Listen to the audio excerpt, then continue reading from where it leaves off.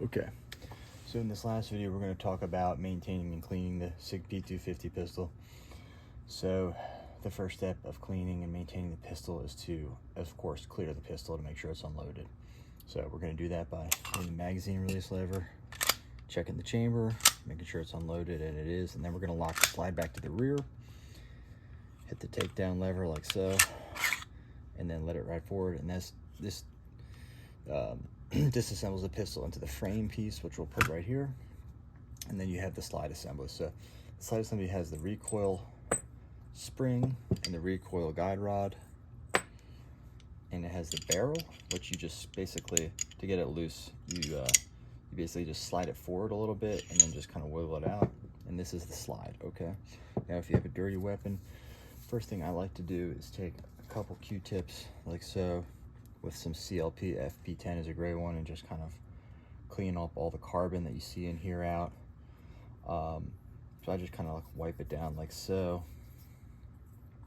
These areas around this area right here, I take special care not to use a lot of CLP. This is the firing pin face. I typically use some isopropyl alcohol and a brass brush and just scrub it like so, because I don't want things getting into the firing pin channel. Okay, I don't want any gunk, any oils like so getting in there.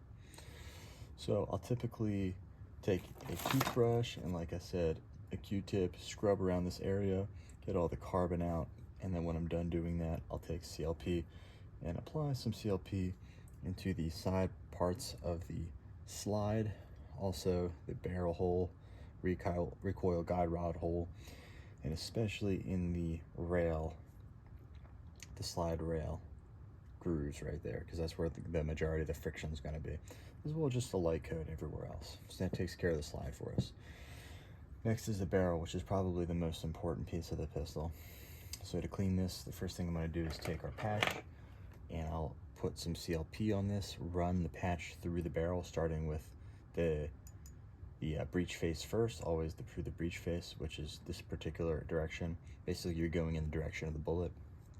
And then after I'm done that, I will take a copper brush that is fitted to the size of the pistol, put again some more CLP on this,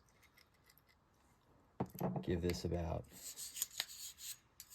1, 2, 3, 4, about 10 to 15 runs in there, and then lastly give this another run with the patch until it comes out clean.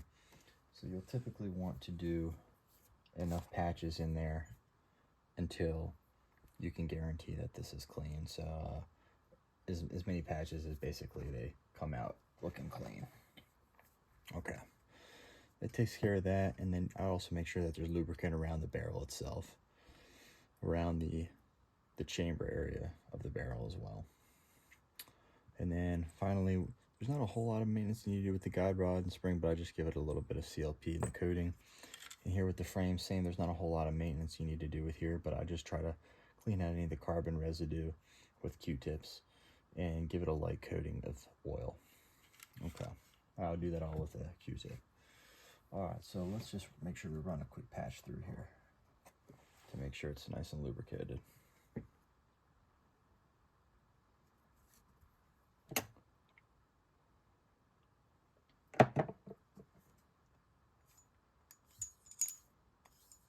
Good. So as you can see, not a whole lot of residue on that, so it's fairly clean already. I've already cleaned this pistol ahead of time. So to reassemble, and if it's fairly clean, I'll just rub some of that on the outside of the chamber here. And important to make sure you get inside this little groove right here, because that's where a lot of friction builds up as well.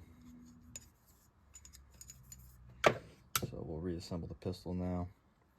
We'll take the slide, orient it like so. So this is the slide upright, we'll turn it upside down. We'll turn the barrel also upside down so that the groove portion here is facing right side up. Just put that in, and you should bring it back and kind of feel it click into place like so. And you'll take your slide and pay attention to the orientation. It doesn't really matter which way the recoil spring goes, it's both directions is fine. But you're going to want to put the recoil guide rod in there, so that the excess spring is facing towards the barrel end of the pistol. Put it like so. And that'll just back up against this portion right here.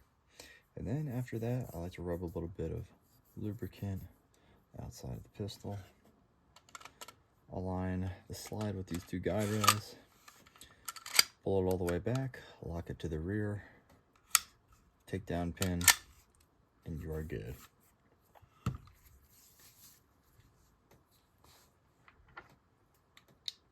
And now we'll quickly talk about, so when you're employing the pistol here, oh no, a round that almost got away from me. When you're employing the pistol here, so if we did load this magazine up, which we're not going to right now, but if it does come to an empty magazine on the weapon, so you firing and there's, at your last round, the pistol will lock to the rear like so. That gives the signal that you're out of ammunition. Simply drop the magazine. You can put a new one in and hit this button or pull back on it. Either way, and it will load a new round. All right, so I appreciate you watching. Thank you.